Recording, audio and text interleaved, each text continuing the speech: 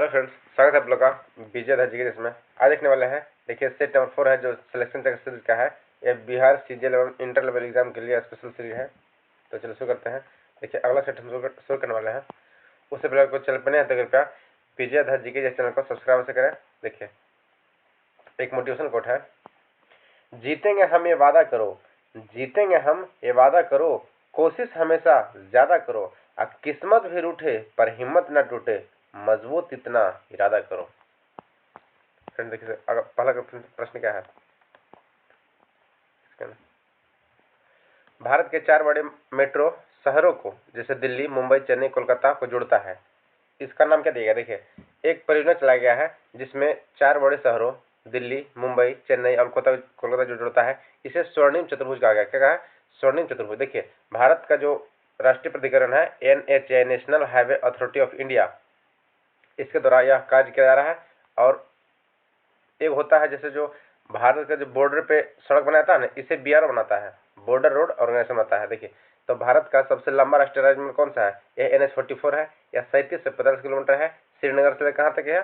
कन्याकुमारी तक। जबकि भारत का जो सबसे छोटा NH है यह NH-327B है। यह मात्र 1.2 किलोमीटर है, जो कि पश्चिम बंगाल से लेके एक नेपाल की सीमा को जोड़ता है। पश्चिम बंगाल के पानी टंकी जगह है, वहां से नेपाल के सीमा को जोड़ता है। 1.2 किलोमीटर है।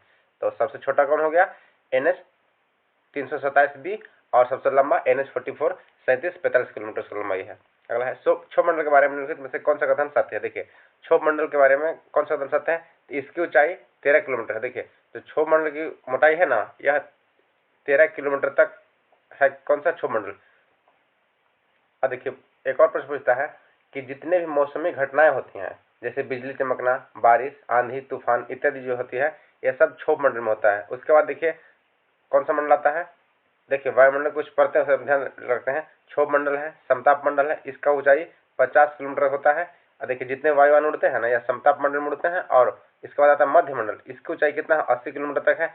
और उसके बाद आता है आयन मंडल। आयन मंडल इसे संचार मंडल भी कहा जाता है। ऐसे जो परावैज्ञानिक आयन मंडल का कार्य क्या है? आयन मंडल का कार्य पृथ्वी के लिए अति महत्वपूर्ण इसलिए है क्योंकि यह परावैज्ञानिक किरणों को परावर्तित करती है। सूर्य के द्वारा आने वाली परावैज्ञानिक किरणों को यह सोख लेती है। इसमें O3 पाया जाता है, ओजोन नामक गैस पाया जाता है, जो कि परावैज्ञानिक किरणों को अवशोषित कर लेता है एवं परावर्तित करता है। अब देखिए आयन मंडल से ही जितने भी रेडियो संचार तारे एवं रडार के जो उपकरण है, इसे संचार मंडल भी कहा जाता है। इसलिए और इसकी ऊंचाई 400 किलोमीटर है, 400 किलोमीटर तक है। और इससे देखिए कौन सा लास्ट में आता है? बहिर्मंडल। तो ध्यान रखिएगा।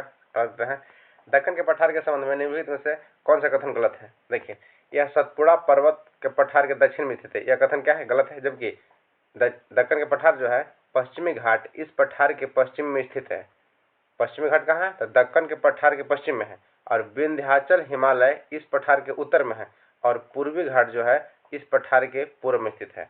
अगला देखते हैं, निम्नलिखित में से किस शब्द का संबंध क्रिकेट से नहीं है? देखिए इसमें ईगल और बास्केट, ये दोनों क्या है? क्रिकेट से संबंधित नहीं है। ईगल जो शब्द है ना, यह देखिए गोल्फ से संबंधित है। और क्रिकेट से जो महत्वपूर्ण शब्दावली है जैसे bowler, popping crease, batsman, bat ball, leg इत्यादि जो है। इसके अलावा देखिए ज्यादा प्रश्न पूछता है कौन सा? चाइना मैन और गूगली। यह प्रश्न दोनों एग्जाम में पूछा गया, तो ध्यान रखिएगा। चाइना मैन एवं गूगली जो है यह किस खेल से संबंधित है? यह क्रिकेट से संबंधित है। अगला है, भारत का सबसे बड़ा मत्स्य उत्पादक राज्य कौन सा है? देखिए भारत के जो वर्तमान में हाल ही में मत्स्य उत्पादक सबसे बड़ा राज्य है वो कौन सा है? देखिए 1 नंबर पर कौन सा है? आंध्र प्रदेश है, ये फर्स्ट हो गया। तो दूसरा कौन सा है? दूसरा है पश्चिम बंगाल। और तीसरा क्या है? गुजरात। देखिए भारत का राष्ट्रीय जलीय जीव जो घोषित किया गया है 5 अक्टूबर वर्ष 2009 को, उसे क्या घोषित किया है राष्ट्रीय जलीय जीव? गंगेटिक डॉल्फिन को। देखिए गंगेटिक डॉल्फिन को उत्तर प्रदेश सरकार ने अपना उसे राजकीय जलीय जीव घोषित किया है। जबकि डॉल्फिन जो संरक्षण केंद्र है, डॉल्फिन अनुसंधान केंद्र बिहार के पटना में खोला गया है। इसे ध्यान रखिएगा। और देखिए एक और प्रश्न पूछता है कि 5 अक्टूबर को क्या मनाता है? तो डॉल्फिन दिवस कौन सा है? डॉल्फिन दिवस जो है यह प्रत्येक वर्ष 5 अक्टूबर को मनाता है। निम्नलिखित समुद्री धाराओं में से कौन हिंद महासागर की धारा नहीं है? देखिए कौन सी धारा जो है यह हिंद महासागर की धारा नहीं है? तो देखिए जो बेंगोला की धारा है ना, यह किसका है? यह दक्षिण अटलांटिक महासागर की धारा है। बेंगोला की जो धारा है यह दक्षिण अटलांटिक की धारा है। देखिए इसमें कनारी, फॉकलैंड ये सब क्या है? यह ठंडी जलधारा है। जबकि अग्लुहास जलधारा दक्षिण हिंद महासागर की धारा है। और मोजाम्बिक जलधाराएं हैं, यह हिंद महासागर की जलधारा है। अगला प्रश्न देखते हैं, चंबल परियोजना के संयुक्त उद्यम में कौन कौन से राज्य शामिल हैं। देखिए, चंबल परियोजना जैसे जानते होंगे कहाँ है, तो राजस्थान एवं मध्य प्रदेश के सीमावर्ती इलाकों में है। तो कहाँ होगा, राजस्थान एवं मध्य प्रदेश। देखिए, इसका जो शुरुआत है चंबल परियोजना का वर्ष 1953 से 54 के बीच में किया था। और देखिए, चंबल नदी का जो पहला नाम था चरमनवती था। क्या था, चरमनवती है। इस देखिए, माता टीला, सरदार सरोवर परियोजना, ये सब किस पे है, चंबल नदी पे है। अगला है, भारत की जनगणना 2011 के अनुसार भारत के किस जिले की साक्षरता दर सबसे कम है। देखिए, क्वेश्चन बहुत डीपली पूछा गया है, इसमें पूछ जाएगा किस जिले की सबसे कम है। तो देखिए, जो अलीपुर राज है ना, यह मध्य प्रदेश का एक जिला है, इसका साक्षरता दर 37.22% है। कितना है, 37.22। जब वही प्रश्न पूछेगा कि सर्वाधिक जो साक्षर जिला है यह कौन सा है, तो यह वर्तमान में हाल ही जारी किया गया है, तो शेरछिप है ना, शेरछिप है, यह मिजोरम का एक जिला है। यहाँ की साक्षरता दर 98.76% है। अभी हाल ही में जारी रैंकिंग के अनुसार से भारत में जो सर्वाधिक साक्षर राज्य है, पहले केरल था, लेकिन अब मिजोरम कर दिया गया है। इसे 100% साक्षरता घोषित कर दिया गया है मिजोरम का। और यहाँ का एक शेरछिप डिस्ट्रिक्ट है, इसके जो साक्षरता दर है 98.76% है। जबकि सबसे कम जो साक्षर जिला में अगर पूछेगा तो अलीराजपुर है मध्य प्रदेश का, 37.22% है। देखिए, भारत की जो साक्षरता दर है यह 74.09% है इसमें, और जो न्यूनतम है बिहार का कितना है। देखिए, भारत का हो गया 74.09%, उसमें पुरुष साक्षरता है 80.9%, और जो महिला साक्षरता है यह 64.4% है। जबकि भारत में जो सबसे कम साक्षरता दर है या बिहार का है, राज्य एवं महिला दोनों में, बिहार का कितना है 61.80%। इसमें पुरुष साक्षरता कितना है, पुरुष साक्षरता है 71.2 और महिला साक्षरता है 51.5। इसे एक बार ध्यान से रखिएगा। देखिए, इंडिया का कितना 74.9% है, बिहार का है 61.8 और पुरुष का कितना 71.2 है बिहार का, और बिहार की महिला का 51.5। अगला है, मयूरभंज खनिज क्षेत्र किस क्षेत्र में है। देखिए, मयूरभंज जो है यह कहाँ है, यह एक लौह खनिज क्षेत्र है और यह उड़ीसा में है। जबकि चिकमंगलुरु, देखिए चिकमंगलुरु जो लौह का खदान है यह कहाँ है, यह कर्नाटक में है। इसके अलावा मयूरभंज, सॉरी ये तो उड़ीसा में है ही। देखिए, झारखंड में क्या है, सिंहभूम जो इलाका है यह झारखंड में है। बाणसागर जलाशय किस बहुउद्देशीय नदी घाटी परियोजना का अंग है। देखिए, जो बाणसागर जलाशय है ना, यह सोन नदी परियोजना का बहुउद्देशीय परियोजना है। देखिए, बिहार में एक और परियोजना चलता है, कौन सा, गंडक नदी जो है, इसमें बिहार और उत्तर प्रदेश के दोनों का संयुक्त परियोजना है, गंडक परियोजना। तो प्रश्न क्या पूछ रहा है, बाणसागर जलाशय जो है यह सोन नदी की परियोजना है। अगला देखते हैं। और देखिए, एक और प्रश्न पूछता है, भाखड़ा नांगल परियोजना, यह तो सतलज नदी पे है, लेकिन बिहार एसएससी के जो प्रश्न पूछा गया था कि नाफ्था झाकरी जो परियोजना है यह किस नदी पे है, तो सतलज पे है। यह देखिए, सेकेंड इंटर लेवल एग्जाम में पूछा गया था, तो इस ध्यान रखिएगा। जबकि रिहंद परियोजना जो है ना, यह उत्तर प्रदेश में है। अगला देखते हैं प्रश्न, अदिश राशि है। देखिए, अदिश राशि कौन कौन सा है। देखिए, अदिश राशि कैसे करते हैं, वैसा राशि जिसमें केवल परिमाण हो बल्कि वो दिशा विहीन हो, तो क्या कहते हैं, अदिश राशि कहते हैं। जैसे देखिए, ताप, ऊर्जा, कार्य, आवेग, चुंबकीय फ्लक्स, आयतन, ये सब क्या है, ये सब अदिश राशि हैं। जबकि बल, त्वरण, कोणीय वेग, चुंबकीय क्षेत्र, विद्युत क्षेत्र, ये सब जो है क्या है, ये सब सदिश राशि है। अगला है, एक गतिमान पिंड समय के वर्ग के अनुक्रमणपाती में दूरियां तय कर रहा है, तो पिंड का त्वरण क्या होगा। देखिए, समय के वर्ग के अनुक्रमानुपाती अगर दूरी तय करेगा तो उसका जो त्वरण है ना, यह नियत रहेगा। क्या रहेगा, उसका त्वरण हमेशा नियत रहेगा। अगला प्रश्न देखते हैं, निर्वाचन में राजनीतिक दलों के लिए आचार संहिता का निर्माण और उस पर घोषणा कौन करता है। ये कौन कर, यह निर्वाचन आयोग करेगा। कौन, निर्वाचन आयोग। देखिए, जो निर्वाचन आयोग की चर्चा है आर्टिकल 324 में है, 324 में है। भारत में अब तक कुल कितने राजनीतिक दल हैं, सॉरी कितने राष्ट्रीय पार्टी घोषित हैं, यह कुल 6 हैं। आर्थिक सर्वेक्षण 2022-23 के अनुसार बिहार में शिशु मृत्यु दर है कितना है। देखिए, आर्थिक सर्वेक्षण 2022-23 के अनुसार बिहार में शिशु मृत्यु दर है यह 29 है। कितना है, 29 है। तीसरी विश्व की तीसरी सबसे लंबी नदी कौन सी है। देखिए, विश्व की जो सर्वाधिक लंबी नदी है वह नील नदी है, 1650 किलोमीटर है। और दूसरी कौन सा है, अगर पूछेगा कि विश्व का सबसे बड़ी नदी तो अमेजन है, जबकि लंबाई के मामले में दूसरी सबसे लंबी नदी कौन सा, अमेजन नदी है, और तीसरी सबसे लंबी नदी है यांगत्से है। कौन, यांगत्से है। देखिए पीली नदी को चाइना का शोक कहता है। और देखिए भारत की सर्वाधिक लंबी नदी कौन सी है, भारत में पूछेगा सर्वाधिक लंबी नदी तो ब्रह्मपुत्रा का है, 29 किलोमीटर है इसकी लंबाई ब्रह्मपुत्रा का, और इतना ही लंबाई सिंधु का है। जबकि भारत की सबसे लंबी नदी भारत कौन सी है, यह हो जाएगा गंगा। भारत की सबसे लंबी नदी है यह गंगा होगा। इसका लंबाई ध्यान रखिएगा, सिंपल याद रखना है 25-25। देखिए जो गंगा नदी की लंबाई है ना, यह भारत में बहती है और यह भारत की सबसे लंबी नदी है गंगा नदी, इसकी लंबाई 2525 किलोमीटर है। जबकि भारत में बहने वाली सबसे लंबी नदी पूछेगा तो ब्रह्मपुत्र है। और ब्रह्मपुत्र से हाल ही एक प्रश्न पूछा गया बिहार पुलिस में कि यू आकार का जो आकृति है ना, यह कौन सा नदी बनाता है, तो देखिए ब्रह्मपुत्र नदी यह असम में यू आकार की नदी आकार बनाता है, यू इस टाइप सा, तो वो कौन सा आकार बनाता है, यह ब्रह्मपुत्र हो जाएगा। एक बार प्रश्न पूछा गया था कि किस नदी की लंबाई ब्रह्मपुत्र के बराबर है, तो सिंधु नदी जो है ना यह ब्रह्मपुत्र के बराबर है। देखते हैं, लेकिन नदी से एक प्रश्न पूछता है कि दक्षिण भारत की गंगा कहता है कावेरी को, जबकि दक्षिणी गंगा कहता है किसे, गोदावरी को। नेक्स्ट है स्थान को मिले। देखिए स्थानांतरण कृषि का नाम एवं संबंधित राज्य। देखिए स्थानांतरण कृषि को विभिन्न राज्यों में अलग अलग नाम से पुकारा जाता है। जैसे देखिए झूमिंग या झूम कृषि, इसे कहाँ बोलता है, तो उत्तर पूर्वी क्षेत्र जो है ना इसे झूम कृषि बोलता है। जबकि जो नॉर्थ ईस्ट एरिया है, असम, मेघालय, त्रिपुरा, मिजोरम, इस टाइम में इधर भी क्या बोलता है, उधर भी झूम कृषि बोला जाता है। अगला देखिए दहिया एक जो झूम कृषि का प्रकार है, इसे कहाँ बोलाता है, दहिया बोलाता है मध्य प्रदेश में। अब पेंडा जो है ये बोलाता है कहाँ, आंध्र प्रदेश में। और कुमारी जो है यह पश्चिम घाट में इसका नाम है। पश्चिम घाट में झूम कृषि होता है, इसका नाम, इसे कुमारी के नाम से जाना जाता है। इसके अलावा देखिए जो झारखंड में है ना, इसे करूबा कहा जाता है।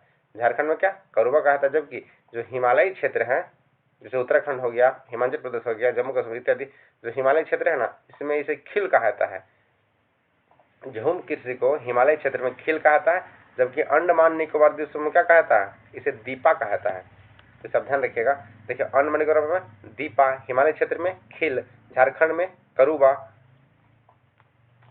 आगे देखते हैं, भारत की जनगणना 2011 के अनुसार निम्नलिखित में से कौन से राज्य एवं केंद्र शासित प्रदेश की साक्षरता दर सही अवरोही क्रम को दर्शाते हैं।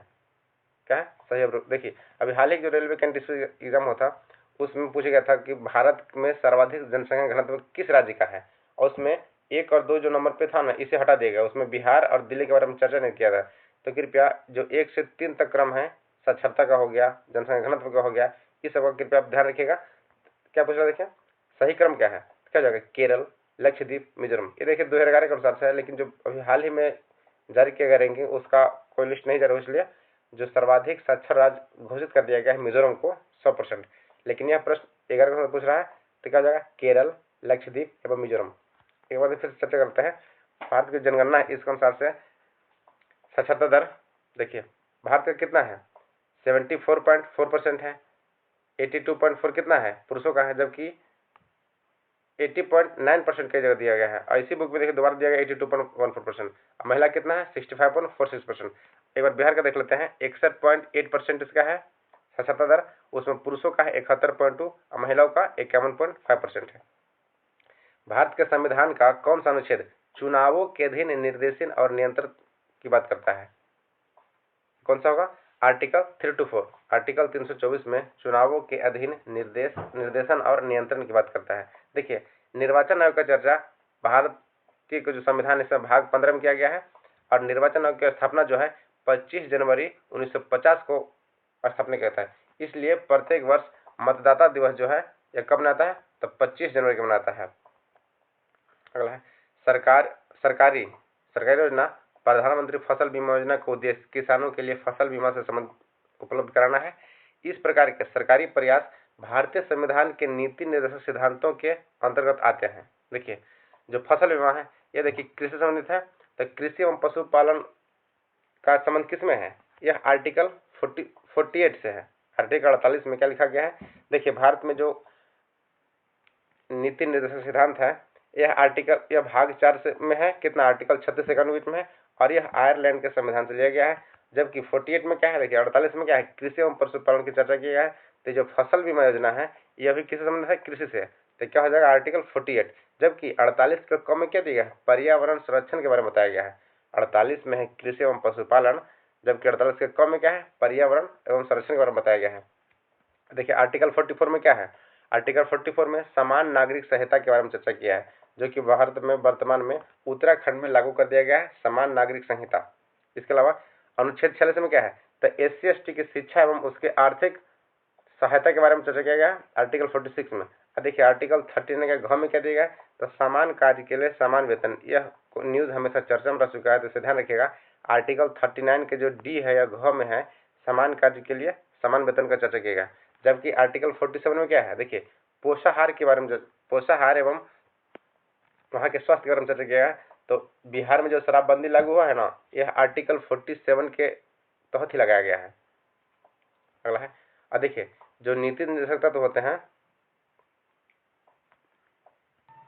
इसे आप कानून के द्वारा लागू नहीं करा सकता है। अगला है, भारत के महान्यायवादी के संबंध में निम्नलिखित में से कौन सा कथन सत्य नहीं है। देखिए महान्यायवादी के संबंध में कौन सा कथन सत्य नहीं है, तो उन्हें संसद में मतदान का अधिकार होता है। क्या कथन सत्य नहीं है, वो देखिए मतदान नहीं कर सकते हैं लेकिन संसद में भाग ले सकते हैं। वह मंत्रिमंडल का सदस्य नहीं होता है, यह भी सही है। उन्हें संसद के सदन में बोलने का अधिकार है, यह सही है। उन्हें भारत की सभी अदालतों में सुनवाई का भी अधिकार होता है, यह क्या है, यह सही है। देखिए आर्टिकल 88 में यह लिखा गया है कि जो महान्यायवादी होते हैं ना, वह किसी भी संसद के लोकसभा या राज्यसभा सभी में भाग ले सकते हैं। देखिए वर्तमान में जो भारत के महान्यायवादी हैं, यह आर वेंकटरमणी है। कौन है, आर वेंकटरमणी है। और जो महान्यायवादी की चर्चा किया गया है, यह आर्टिकल 76 में किया गया है, और वह संसद के किसी भी सदन में भाग ले सकते हैं आर्टिकल 88 के तहत। आर्टिकल 88 में ऐसा लिखा गया है कि जो भारत के महान न्यायवादी होंगे ना, वह किसी भी सदन में भाग ले सकते हैं लेकिन मतदान नहीं कर सकते हैं। और देखिए इसे हटाने का अब तक भारत के संविधान में कोई प्रावधान नहीं किया गया है, यह राष्ट्रपति के प्रसाद पर्याप्त रहते हैं। अगला है, 73वें संविधान संशोधन कानून का वैधानिक शुरुआत किस संविधान संशोधन बिल से हुआ था। देखिए जो 73वां संविधान संशोधन हुआ ना, इसका बिल कौन सा था, यह था 64वां संविधान संशोधन बिल। कौन सा था, 64वां संविधान संशोधन बिल के तहत 73वें संविधान संशोधन को लागू किया गया। देखिए 73वें संशोधन को यह राजीव गांधी के शासन का लागू किया था, इसलिए इन्हें आधुनिक पंचायती राज का स्वर्ण काल कहता है। आधुनिक पंचायती राज का स्वर्ण काल किनके को कहता है, तो राजीव गांधी के कार्यकाल को कहता है। देखिए इसे संवैधानिक दर्जा दिलाने में किस समिति ने सिफारिश किया था, तो LM सिंधिल समिति द्वारा सिफारिश किया गया था संवैधानिक दर्जा प्राप्त करने के लिए। ऐसे 24 अप्रैल 1993 को लागू किया गया। यह भाग 9 में उल्लिखित है और आर्टिकल अनुसूची 11 में है। भाग 9 अनुसूची 11 में है। इसमें कुल 29 विषय। देखिए इससे आप कैसे याद रख सकते हैं, भाग 9 हो गया, अनुसूची कितना हो 11 हो गया, और इसमें कुल कितने विषय है, तो 29 है। 9 2 कितना होता है 11, 9 हो गया भाग और 9 2 जोड़ दिए तो 11 हो गया, 11 हो गया अनुसूची, और कुल विषय कितने 29 विषय हैं। तो प्रश्न पूछता है कि पंचायती राज दिवस कब मनाया जाता है, तो देखिए ये होगा 24 अप्रैल। पंचायती राज दिवस जो है यह 24 अप्रैल को मनाता है। और पंचायती राज जो है यह 2 अक्टूबर 1969 को प्रथम बार नागौर राजस्थान के नागौर में लागू किया गया था, जबकि उसके जस्ट 7 दिन बाद ही 9 अक्टूबर को आंध्र प्रदेश में लागू किया गया था। अगला है, स्वतंत्रता के बाद भारतीय संसद ने सामाजिक और आर्थिक नीति के उद्देश्य के रूप में समाज के स्वरूप को स्वीकार किया। किस रूप में स्वीकार किया था, देखिए समाजवादी के रूप में। देखिए समाजवाद का चर्चा संविधान में नहीं है, लेकिन इसे 42वां संविधान संशोधन वर्ष 1976 में समाजवाद को जोड़ा गया था, समाजवाद को। अगला प्रश्न देखते हैं, निम्नलिखित में से कौन सा एक उदाहरण अंतः शोषण का है। देखिए अंतः शोषण का उदाहरण कौन सा है, यह होगा बीजों का फूलना। जब उसे मृदा में रखा जाता है उसे क्या कहते हैं, अंतः शोषण का प्रक्रिया के द्वारा होता है। देखिए बीजों के अध्ययन को सीड सेल्स कहते हैं, या और जो स्पर्म होते हैं ना, इसके अध्ययन को, बीजों के अध्ययन को स्पर्मेटोलॉजी कहा जाता है। अगला है, कौन सा वर्णक प्रकाश ऊर्जा को प्रत्यक्ष रूप से रासायनिक ऊर्जा में परिवर्तित करता है। ये देखिए क्लोरोफिल ए होगा। जो क्लोरोफिल है यह पेड़ पौधों के हरे भाग में पाया जाता है, पत्तियों के हरे भाग में क्लोरोफिल पाया जाता है, जिसका काम क्या है, प्रकाश संश्लेषण करना होता है। और देखिए जो प्रकाश संश्लेषण की क्रिया है ना, यह लाल प्रकाश में सर्वाधिक होता है, जबकि प्रकाश संश्लेषण में कौन सा धातु बहुत उपयोग होता है? तो मैग्नीशियम होता है। प्रश्न क्या पूछ रहा है कि कौन सा प्रकाश ऊर्जा को प्रत्यक्ष रूप में रासायनिक ऊर्जा में बदल देता है? Chlorophyll A. अगला है उबलता हुआ पानी भाप में परिवर्तित हो रहा है, इस स्थिति में जल की विशिष्ट ऊष्मा क्या होगा? देखिए, जब पानी उबल रहा हो और उसका वह जब भाप बन रहा हो तो उसका जो विशिष्ट ऊष्मा है, ऊष्मा यह अनंत हो जाएगा। ऊष्मा गति का प्रथम नियम एक विशेष स्थिति है, यह क्या होगा? ऊर्जा संरक्षण के नियम की बात बताता है। जो ऊष्मा गति का प्रथम नियम है यह ऊर्जा संरक्षण की नियम से संबंधित है। अगला देते हैं, परमाणु के थॉमसन मॉडल द्वारा परमाणु के निम्नलिखित में से किस गुणधर्म की सही व्याख्या की जा सकती है? तो यह होगा परमाणु की समग्र उदासीनता के बारे में। देखिए, परमाणु का जो मॉडल है रदरफोर्ड कौन सा मॉडल दिया था? तो परमाणु का नाभिक के सिद्धांत का जो मॉडल कौन दिया था? ये रदरफोर्ड दिया था। जबकि परमाणु के भौतिक स्थिति के बारे में चर्चा कौन किया था? ये किए थे नील्स बोर ने। और समरफील्ड जो है यह परमाणु के दीर्घवृत्तीय चक्कर के बारे में सिद्धांत दिया था। अगला है कक्षताप। कक्षताप पर शर्करा जो जल में घोलने पर विलय को छूने से ठंडा लगता है, निम्नलिखित में से किस स्थिति में शर्करा की विलीनता सर्वाधिक तेजी से होता है? यह देखिए होता है गर्म जल में शर्करा का पाउडर डालने से। क्या होगा? गर्म जल में शर्करा का पाउडर डालने से। एक प्रश्न है, भारतीय संविधान की कौन सी अनुसूची राज्यसभा और राज्यों और संघ राज्य क्षेत्रों का आवंटन से संबंधित? देखिए, भारत की में जो अनुसूची है यह मूल रूप से कितना था? पहले 8 अनुसूची था, लेकिन अब कितना कर दिया गया है? संविधान संशोधन द्वारा कुल 12 अनुसूची कर दिया गया है। अनुसूची 9 में क्या है? अभी हाल ही में पढ़े पंचायती राज है। अनुसूची 10 में क्या है? दल बदल। देखिए, एक बार नजर देख लेते हैं। अनुसूची 1 में क्या है? इसमें 28 राज्यों में 8 केंद्र शासित प्रदेशों की चर्चा किया गया है। अनुसूची 2 में क्या है? तो वेतन भत्ते संबंधित है, क्या है? अनुसूची 2। देखिए, और तीसरे अनुसूची में क्या है? इसमें शपथ के बारे में चर्चा किया है। जबकि चौथी में तो ध्यान ही है, क्या है? चौथी में है राज्य और संघ राज्य क्षेत्र के आवंटन से संबंधित है। इसके अलावा 5वीं अनुसूची में क्या है? देखिए, 5वीं अनुसूची में SC/ST का प्रशासन एवं नियंत्रण के बारे में चर्चा किया है। जबकि 6ठी अनुसूची भी प्रश्न है। 6ठी अनुसूची में क्या है? जो पूर्वोत्तर राज्य है असम, मेघालय, मिजोरम और त्रिपुरा। असम, मेघालय, मिजोरम, त्रिपुरा। प्रश्न ऐसा पूछेगा कि असम, मेघालय, मिजोरम, त्रिपुरा को किस अनुसूची में रखा गया है? यहाँ के शासन प्रशासन को अनुसूची 6 में रखा गया है। और 7वां में क्या है? केंद्र राज्य में शक्ति का बंटवारा। अनुसूची 7 में क्या है? केंद्र एवं राज्य के बीच शक्ति का बंटवारा। इसमें देखिए मुख्य 3 रूप से है। पहला है संघ सूची, राज्य सूची और समवर्ती सूची। वर्तमान में संघ सूची में कुल 100 विषय है, राज्य सूची में कुल 61 विषय है और समवर्ती सूची में कितना है? 52 विषय है। अगला है 8 में क्या दिया? अनुसूची 8 में है भारतीय संविधान के 22 भाषाओं का जिक्र किया गया है। किसमें? अनुसूची 8 में। अगला देखते हैं अनुसूची 10 में क्या है? 10 में दल बदल अधिनियम के बारे में चर्चा किया गया है। किसमें? 10 में। 11 में पंचायती राज के बारे में चर्चा किया गया है। और अनुसूची 11 में जो है यह पंचायती राज के बारे में चर्चा किया गया है। अनुसूची 12 में क्या है? नगर पालिका। देखिए, पंचायती राज में कुल 29 विषय है, जबकि नगर पालिका में कुल 17 विषय है। ये दोनों प्रश्न कई विभिन्न एग्जाम में पूछे गए हैं, तो कृपया से ध्यान रखिएगा। अगला प्रश्न देखते हैं, भारत के स्वतंत्र होने से पूर्व लगातार 6 वर्ष तक भारतीय राष्ट्रीय कांग्रेस के अध्यक्ष पद पर कौन रहे थे? ये थे मौलाना अबुल कलाम आजाद। देखिए, सर्वाधिक लंबा जो समय काल रहा है यह 6 वर्षों तक 1940 से लेकर 45 तक कौन रहे थे? मौलाना अबुल कलाम आजाद ही रहे थे। देखिए, जो भारतीय राष्ट्रीय कांग्रेस है यह लॉर्ड डफरिन के समय क्या होता है? इसका गठन किया गया था। ऐसे ए हुम ने गठन किए थे 28 दिसंबर 1885 को। और इसका जो प्रथम अध्यक्षता हुआ था, ये कहाँ हुआ था? मुंबई में हुआ था 1885 में। इसके जो अध्यक्षता किए थे WC बनर्जी, व्योमेश चंद्र बनर्जी, इसके पहले अध्यक्ष थे। और देखिए, इसका विभाजन कांग्रेस का विभाजन कब हो गया था? तो सूरत अधिवेशन में वर्ष 1907 में। इसके जो अध्यक्षता कौन कर रहे थे? रास बिहारी घोष कर रहे थे। और फिर कांग्रेस का गर्म दल और नरम दल के बीच में मिलन हो गया। यह लखनऊ अधिवेशन में हुआ था वर्ष 1916 में। कब? इसके जो अध्यक्ष उस टाइम थे अंबिका चरण मजूमदार थे। और देखिए, कांग्रेस के कलकत्ता अधिवेशन 1896 में क्या गाया था? वंदे मातरम गाया गया था। इसके जो अध्यक्ष है यह रहमतुल्लाह सैनी थे। और ये जितने सारे प्रश्न है ना, यह सभी पूछे गए हैं, तो कृपया सब ध्यान रखिएगा। इसके अलावा और एक प्रश्न पूछता है कि भारतीय राष्ट्रीय कांग्रेस की प्रथम महिला अध्यक्ष कौन थी? तो यह 1917 बनी थी। कौन? 1917 बनी थी, एनी बेसेंट जी। यह अध्यक्षता कहाँ किया था? तो कलकत्ता में किए थे। जबकि पूछेगा कि भारत की प्रथम भारतीय महिला जो कांग्रेस अध्यक्ष थी वो कौन थी? तो यह 1924 में कौन थी? 1923 में थी सरोजिनी नायडू। कौन बने थे? भारत की प्रथम महिला राष्ट्रीय कांग्रेस की अध्यक्ष जो थी यह सरोजिनी नायडू थी। अलग देते हैं, निम्नलिखित में से सही युग्म सुमेलित नहीं है। देखिए प्रश्न है, निम्न में से कौन सा युग्म सही नहीं है? तो क्या हो जाएगा? नाना साहब अवध। देखिए यह 1857 के बारे में चर्चा किया गया है कि जो नाना साहब है यह अवध से, यह गलत है।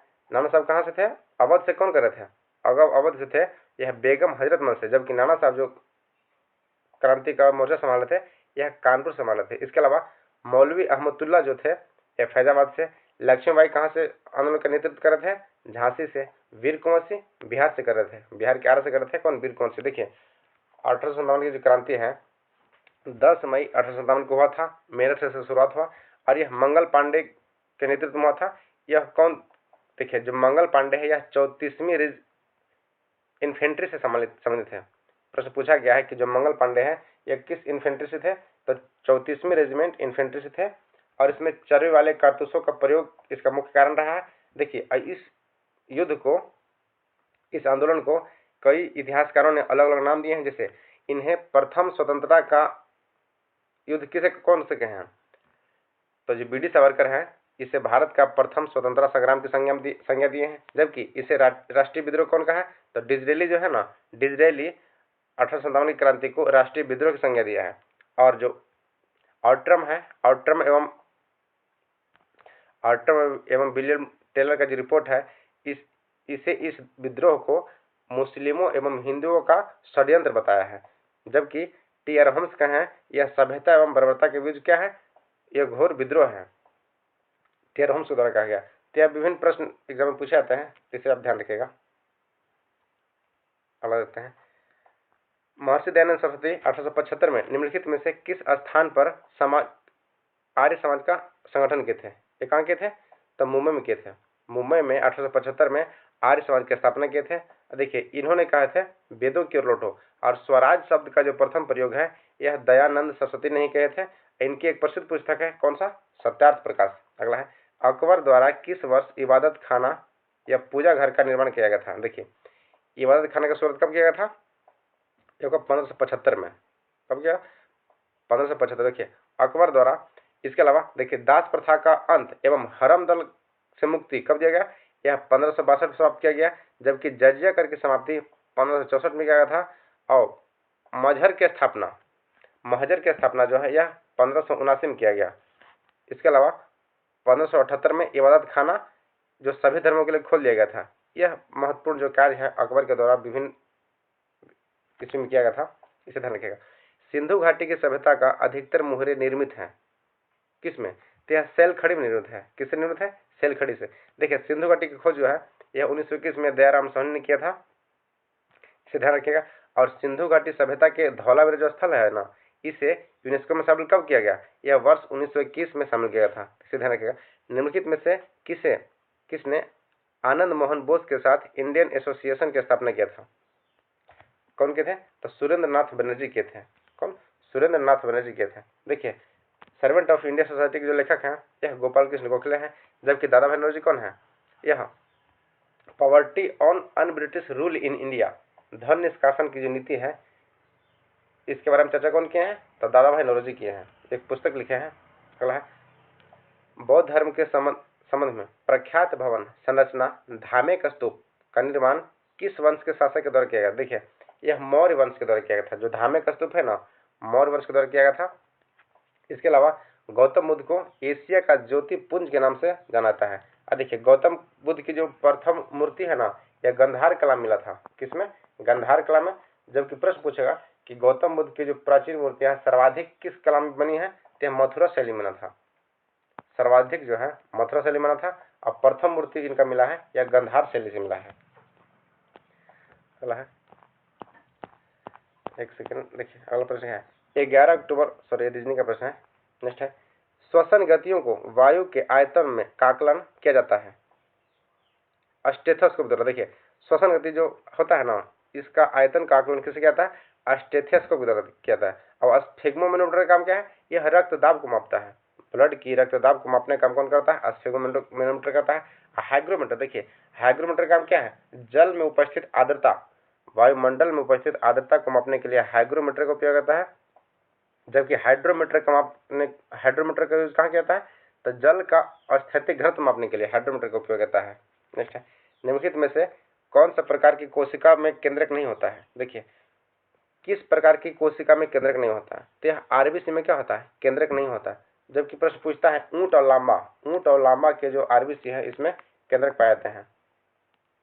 अगला है, एक दूरदर्शी यंत्र को वांछनीय है। देखिए प्रश्न कैसे पूछ रहा है? दूरदर्शी यंत्र के वांछनीय है क्या है? तो मोटा, बड़ा, द्वारक। जबकि अभिनेत्र कैसा होगा? पतला और बड़ा द्वारक। नेक्स्ट है, समविभवी तल वे तल हैं जो क्या करते हैं? देखिए समविभवी, विभव मतलब क्या होता है? विभवांतर। तो समविभवी तल किसे कहते हैं? जो विद्युत क्षेत्र के लंबवत है, जो विद्युत क्षेत्र के लंबवत है उसे समविभवी तल कहते हैं। क्या? समविभवी तल। निम्नलिखित में से कथनों में से कौन सा अल्प घनत्व पॉलीथीन के संबंध में सही नहीं है? यह होगा दृढ़। क्या होगा इसका? दृढ़ होगा। भारतीय विश्वविद्यालय अधिनियम 1904 में किस वायसराय गवर्नरशिप के प्रभुत्व में पारित किया गया था? तय किया गया था लॉर्ड कर्जन के समय। कब? लॉर्ड कर्जन के समय। देखिए इसके शासनकाल में ही बंगाल का अभियान हुआ था। जबकि लॉर्ड हार्डिंग जो द्वितीय है ना, द्वितीय के शासनकाल में दिल्ली को राजधानी बनाया गया। कलकत्ता से दिल्ली स्थानांतरित किया गया राजधानी। यह लॉर्ड हार्डिंग द्वितीय के समय 1911 में किया गया था। इसके अलावा लॉर्ड रिपन को देख लेते हैं। देखिए लॉर्ड मेयो क्या है? जनगणना का जो शुरुआत किया था प्रथम बार 1872 में लॉर्ड मेयो किया था। और लॉर्ड रिपन जो है ना, इसके शासनकाल में अस्थायी बना दिया गया था एवं नियमित जनगणना का जो शुरुआत है यह लॉर्ड रिपन के शासनकाल में किया था। और लॉर्ड लिटन क्या है? तो यह दिल्ली दरबार का आयोजन किया गया था लॉर्ड रिपन के द्वारा। देखिए लॉर्ड डलहौजी क्या है? लॉर्ड डलहौजी जो है इसे हड़प नीति की जन्मदाता कहा जाता है।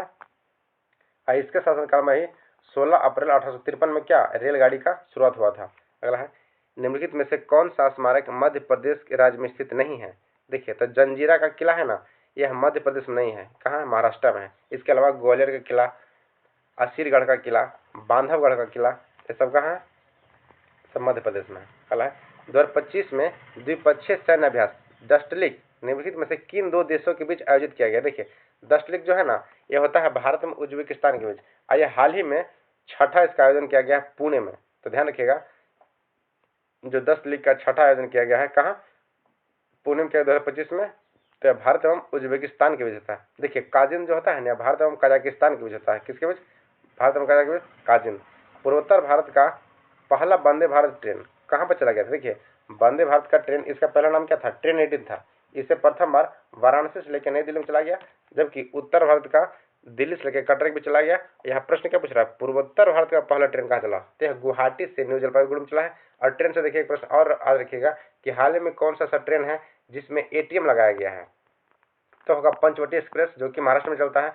और एक प्रश्न ध्यान रखिएगा कि हाल ही में कहाँ ईएमयू एसी ट्रेन चला गया है? जो ईएमयू होता है ना, इलेक्ट्रिक मल्टीपल यूनिट ट्रेन, वह फुल्ली एसी चलाया गया है।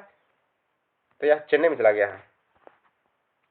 अगला देखते हैं, भारत किस देश में स्थित मोंगला बंदरगाह? भारत किस देश में स्थित मोंगला बंदरगाह पर एक टर्मिनल संचालित करने की योजना का विस्तार कर रहा है? ये कहाँ कर रहा है? बांग्लादेश में। अप्रैल 2025 में कुमुदनी लखिया का निधन हो गया है। वह निम्नलिखित में से किस क्षेत्र से संबंधित? देखिए जो कुमुदनी लखिया है ना, इन्हें हाल ही में पद्म विभूषण सम्मान सम्मानित किया गया है। कुमुदनी लखिया को भारत में 2025 में पद्म विभूषण से सम्मानित किया गया है। और यह नृत्य कला से संबंधित है।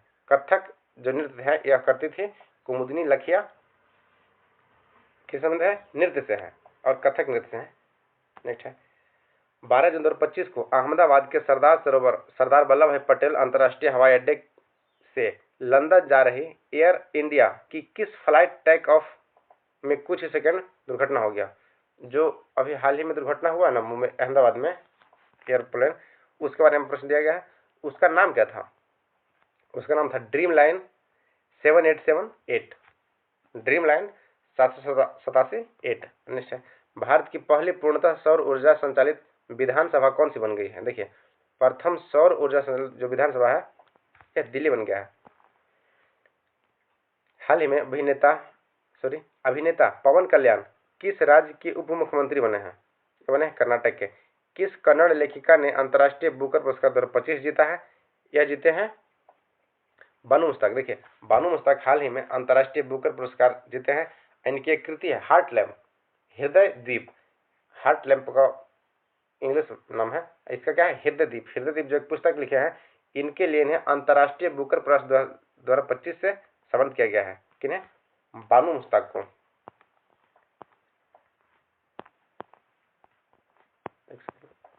नहीं, देखते हैं निम्नलिखित में से युग्म में कौन सा गलत है? देखिए, यूरिया उत्सर्जी होते हैं कीट, ये गलत है।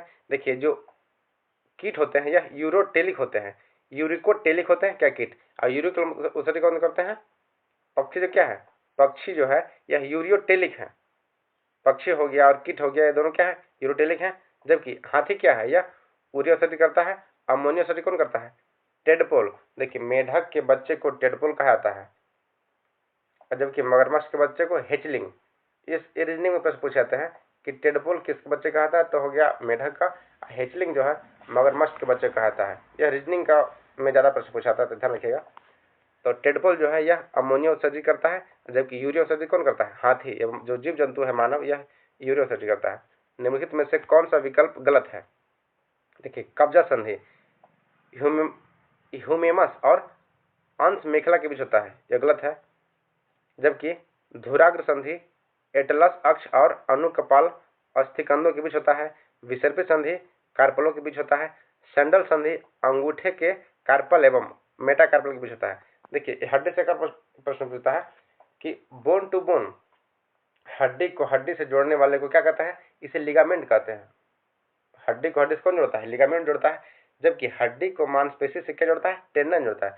बीबी लाल से आप ध्यान रखिएगा, बोन टू बोन लिगामेंट, और बोन टू मांसपेशी कौन जोड़ता है? हड्डी को मांसपेशी से टेंडन, या इसे कंडरा कहा जाता है। क्या टेंडन रहेगा या तो फिर कंडरा रहेगा?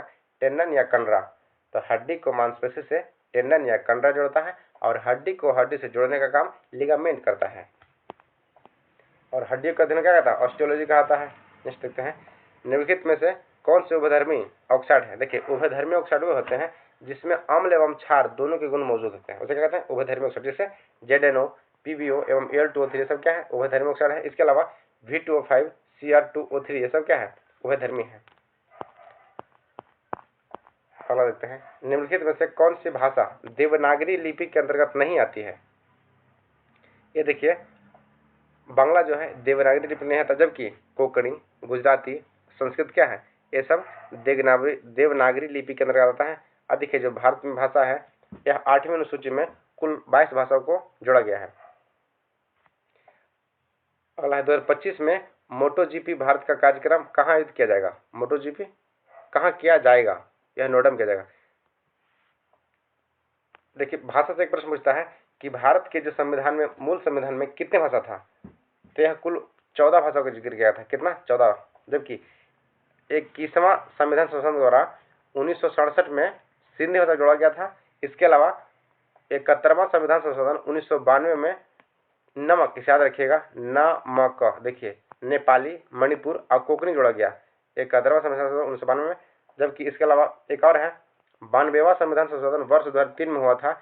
इसमें बोडो, डोंगरी, मैथिली एवं संथाली, इसे सबडोम है। संथाली, बोडो, डोंगरी, मैथिली, संथाली को जोड़ा गया। 92वां संविधान संशोधन वर्ष 2003 में जोड़ा गया था। और 71वां संविधान संशोधन द्वारा नेपाली, मणिपुर, कोंकणी जोड़ा गया। और 21वां संविधान संशोधन द्वारा सिंधी भाषा को 1967 में जोड़ा गया था। तो कुल मिलाकर कितना हो गया? 22 भाषा हो गया। तो वर्तमान में जो भी संविधान में कुल भाषा की चर्चा है यह 22 भाषा है। यह 8वीं अनुसूची में है। और प्रारंभ में कितना था?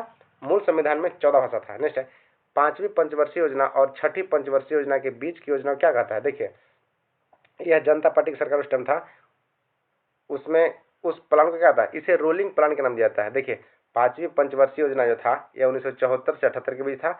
और यह पूरा 5 वर्ष नहीं हो पाया था, यह 4 वर्ष के लिए 4 वर्ष में समाप्त कर दिया था। उसके बाद जनता पार्टी की सरकार में रोलिंग प्लान चालू कर दिया गया। और 5वीं पंचवर्षीय योजना जो है 4 वर्ष का था। और एक प्रश्न और पूछता है कि किस पंचवर्षीय योजना में गरीबी हटाओ का नारा प्रमुख था? यह था 5वीं पंचवर्षीय योजना में।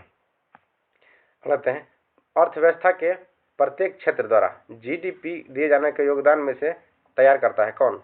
यह अर्थव्यवस्था की ढांचा क्या करता है? अर्थव्यवस्था ढांचा करता है। नेक्स्ट है महात्मा गांधी नई श्रृंखला के 2000 के बैंक नोट के पृष्ठभाग पर किसका चित्र लगा गया? ये देखिए मंगलयान का चित्र था। देखिए भारत में नोटबंदी जो हाल ही में हुआ है 8 नवंबर 2016 को हुआ था।